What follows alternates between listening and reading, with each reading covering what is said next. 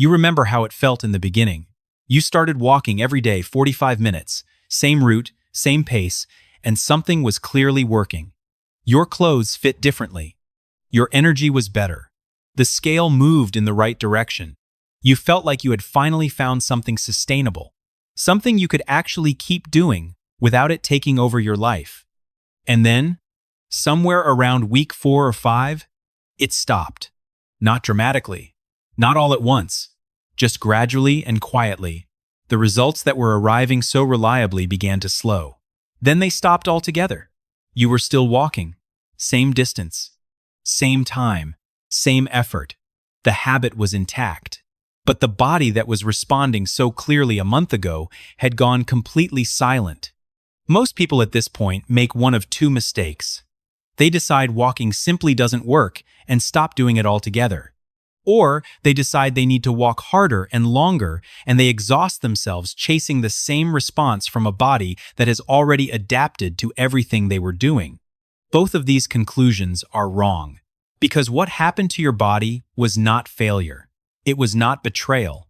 It was one of the most sophisticated adaptive processes in all of human biology. And once you understand what actually happened inside your cells during those weeks, you will never be confused by a plateau again. Stay with me because this changes everything about how you approach, not just walking, but any physical habit you build from here. Your body is not a machine that burns a fixed number of calories for a fixed amount of effort. It is an intelligent, constantly adapting biological system whose deepest function, the one it has been running for millions of years, is efficiency. Your body's primary drive is to accomplish every task using as little energy as possible. To find the minimum effective dose of effort for every demand you place on it, and then lock that optimization in. This is not a flaw in your biology. This is survival engineering refined across millions of years of evolution. A body that could adapt to repeated demands and reduce the energy cost of familiar tasks was a body that could survive food scarcity, unpredictable energy availability, and the constant physical demands of life before modern convenience.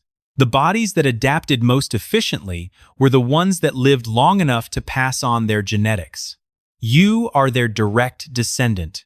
Their efficiency programming is your inheritance. And when you walk the same route at the same pace for the same 45 minutes every single day, your body reads that pattern within days and begins its adaptation program immediately. Here's exactly what that program looks like inside your cells. In your very first week of walking, your cardiovascular system, your muscles, and your metabolic pathways are all working near their current capacity to complete the effort. Your heart rate is elevated significantly because your cardiovascular system is not yet efficient at delivering oxygen at this workload. Your muscles are recruiting more fibers than they will eventually need. Your mitochondria, the small energy-producing structures inside your cells, are running at high output to meet the unfamiliar demand. All of this elevated effort translates to elevated calorie burn, elevated fat oxidation, real, meaningful metabolic work happening at the cellular level. But your body is simultaneously observing, recording, and calculating. It is asking the question it never stops asking: how can I complete this task using less energy next time? By week 2, your cardiovascular system has already begun improving its efficiency. Your heart is pumping more blood per beat. Oxygen delivery to working muscles has improved. Your muscles have identified which specific fibers are most useful for this movement pattern and stopped unnecessarily recruiting the ones that aren't needed. Your mitochondria have begun multiplying in number and increasing in efficiency specifically to handle this workload more cleanly and cheaply. By week 3, your nervous system has optimized its movement patterns. The neural signals firing your muscles have become more precise and economical. Less electrical energy is wasted. The coordination of your stride has been refined through repetition to the point where it requires minimal conscious neural input. By week 4, the adaptation is well advanced. Your body can now complete the same 4-5-minute walk using significantly less energy than it required in week 1. The effort feels identical from the inside. The duration is identical. But the metabolic cost, the actual caloric and fat-burning demand, has dropped by a meaningful amount. Some research suggests the efficiency gain over 4 to 6 weeks of consistent moderate exercise can reduce calorie burn per session by 15 to 25%. This is metabolic adaptation, and it is the direct and complete explanation for every walking plateau ever experienced by anyone who has ever built a consistent walking habit. Have you felt this shift? That specific moment when the walk that used to leave you breathing noticeably harder and feeling genuinely worked began feeling almost effortless, like your body had simply absorbed it into its baseline? Tell me in the comments. When did you first notice your walk stopped feeling like effort? If you enjoy understanding the quiet science happening inside your body, subscribe for more. And if this is already making something click for you, tap the like button so more people find this. What most people never hear is that metabolic adaptation does not only happen during the walk itself, it happens throughout your entire day. And this second dimension of adaptation is one of the most important and underappreciated findings in exercise science of the past 2 decades. Researchers call it NEAT, non-exercise activity thermogenesis. It is the energy your body burns through all the small, incidental movements of daily life that are not formal exercise. Standing instead of sitting for a few extra minutes, taking a slightly longer route between rooms, fidgeting, postural adjustments, unconscious movements you make dozens of times per hour without thinking about them. NEAT accounts for a surprisingly large portion of total daily calorie burn in some individuals. It represents more energy expenditure than any formal exercise they do. And it is not fixed, it is regulated. It responds dynamically to your energy balance and your exercise habits in real time. Here is the mechanism that creates the second layer of your plateau. When you begin a new exercise habit, when you start walking 45 minutes every day, your body detects the increase in energy expenditure and responds in 2 simultaneous ways. First, it begins the adaptation process that reduces the calorie cost of the walk itself, as described in the first part. Second, and this is the part almost no one is told, your body begins unconsciously and automatically reducing your NEAT throughout the rest of the day to compensate for the energy being spent on exercise. You sit down a little more quickly after tasks. You take the elevator without thinking about it when you might have taken the stairs before. You move slightly less between activities. You settle into your chair more readily in the evenings. None of these are conscious decisions. They are automatic regulatory responses driven by the hypothalamus, the part of your brain that manages energy balance without your awareness or consent. Studies tracking people who began regular exercise programs with movement monitors worn throughout the day have shown that many participants showed measurable decreases in NEAT that partially or completely offset the calories burned during their formal exercise sessions. The body was not sabotaging them. It was doing precisely what it was designed to do, protecting its energy stores by reducing incidental expenditure when a new formal expenditure was introduced. The practical consequence is significant. After several weeks of consistent walking, you may be burning fewer total calories across the entire day than you were in week 1 of your program, even though the walk itself feels identical and your effort feels unchanged. The walk has been adapted to. The rest of the day has quietly reorganized itself around the new energy demand. There is a third layer to this that makes the plateau even more complete, and that explains why simply walking harder does not always resolve it. When you began walking at a pace that elevated your heart rate meaningfully, you were working in what exercise physiologists call Zone 2, the moderate intensity range, where your body relies primarily on fat as its fuel source rather than glucose. This is the zone where fat oxidation is highest during sustained movement. In week 1 of your walking program, that pace was likely producing a heart rate of somewhere between 120 and 140 beats per minute, depending on your starting fitness level, well within the fat-burning zone. But here is what the cardiovascular adaptations of the past 4 to 6 weeks have done to that equation. Zone 2 is not defined by an absolute pace or an absolute heart rate. It is defined relative to your current cardiovascular capacity. As your cardiovascular system has become more efficient through consistent walking, your heart rate at the same pace has dropped. The walk that produced 132 beats per minute in week 1 might only produce 112 beats per minute in week 6. The intensity that placed you in the fat-burning zone has now become a recovery intensity too easy to trigger meaningful fat oxidation. You are walking below your zone 2 without knowing it. Your body has not lost its ability to burn fat. It has become fit enough that your current walk no longer asks it to. You have outgrown your own program. And the plateau is the result not of your body failing, but of your body succeeding beyond what your current stimulus can challenge. 3 simultaneous adaptations: reduced calorie cost of the walk, reduced NEAT throughout the day, and improved cardiovascular fitness, pushing the walk below the fat-burning threshold, combining into a complete plateau that feels confusing from the outside, but is a clear signal from the inside. Your body got better. It got so efficient at your walk that your walk no longer challenges it. The question now is not how to work harder at the same thing. The question is how to reintroduce the original stimulus in a form your adapted body will respond to. There are 3 specific approaches that address each layer of metabolic adaptation in walkers. Each works through a different mechanism. Together, they form a complete strategy for breaking through a plateau and continuing to progress without making the habit unsustainable or exhausting. Step 1. Reintroduce the stimulus through variation, not duration. The most common response to a walking plateau is to walk longer. If 45 minutes stopped working, try 60. If 60 stops producing results, try 75.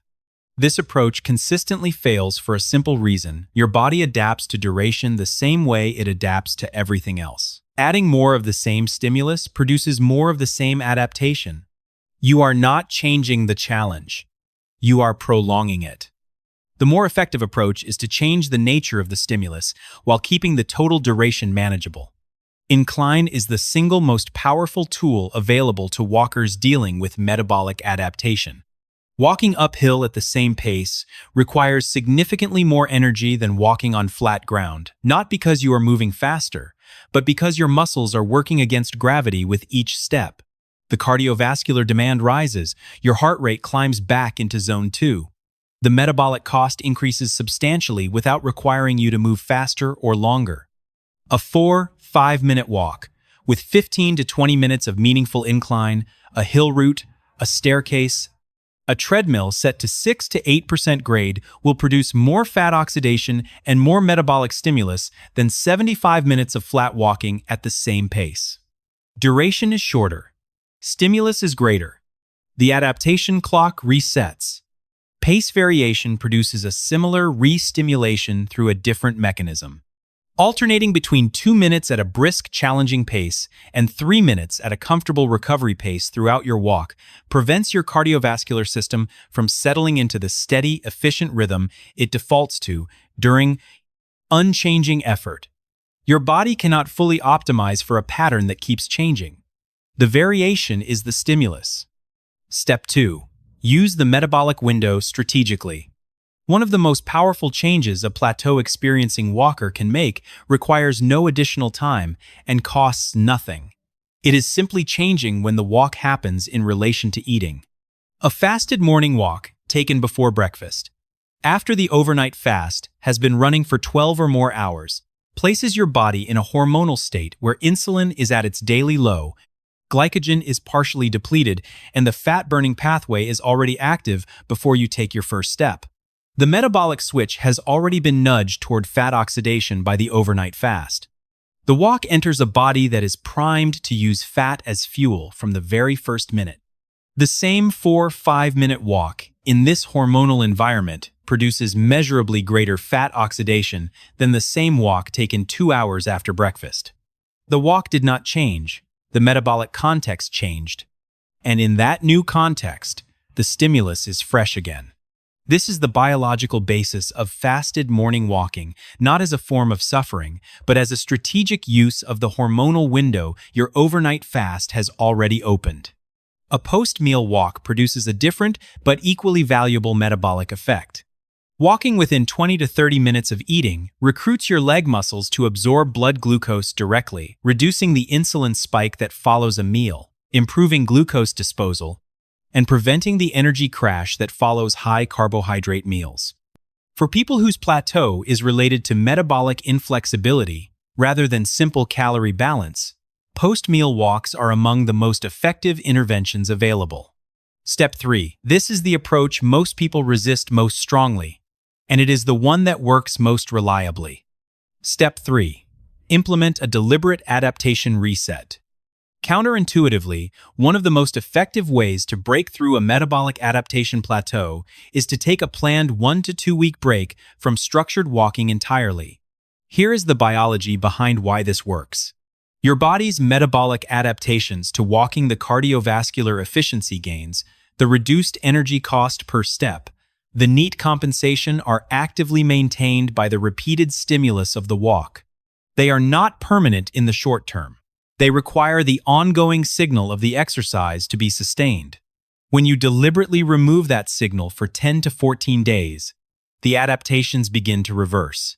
Cardiovascular efficiency decreases slightly.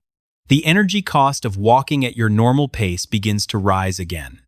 The NEAT compensation reduces because there is no longer a regular exercise demand for your body to compensate around. When you return to walking after this reset period, your body responds to it much as it did in week 1. Elevated heart rate at the familiar pace, elevated calorie burn, elevated fat oxidation, meaningful metabolic demand from a walk that had stopped producing those responses. This is not failure or regression. It is the deliberate, strategic use of your body's own adaptation mechanics. The same biological mechanism that produced your plateau also resolves it when the stimulus is intentionally removed and then reintroduced with variation. The practical version of this reset is straightforward. After 6 to 8 weeks of consistent walking at the same pace and duration, take 10 to 14 days of reduced, structured activity. Move naturally, but without formal sessions. Then return with a changed stimulus incline, pace variation, a different route, or fasted timing to prevent immediate readaptation to the familiar pattern. Here is the larger picture I want you to hold from everything in this video. Metabolic adaptation is not your body working against you. It is the measurable evidence that your body got better at something you taught it to do. Every efficiency gain your cardiovascular system made was a real improvement in your health. Every mitochondria that multiplied to handle your walking demand made your cellular energy production more capable and more resilient. Every neural optimization your nervous system made reduced the physical cost of movement in a way that will serve you in every physical activity for the rest of your life. The plateau arrived because something improved. That improvement is real. It is biological. It is permanent. And it is the foundation from which the next level of adaptation will build if you give your body a new stimulus to respond to. The walk did not stop working. The stimulus stopped being a stimulus. Change the challenge and the biology responds again. Every time. At any age. What surprised you most in this video? The NEAT finding, the Zone 2 shift, or the adaptation reset approach? Tell me in the comments. If you enjoy discovering the quiet science happening inside your body, subscribe for more. New videos every week. In the next video, we will explore something even more fascinating: what happens inside your mitochondria during the first 4 weeks of a new walking program, week by week, and why the cellular changes that drive adaptation are also the ones that make your body biologically younger. Your body is not failing you. It has been waiting for the right information. Now you have it.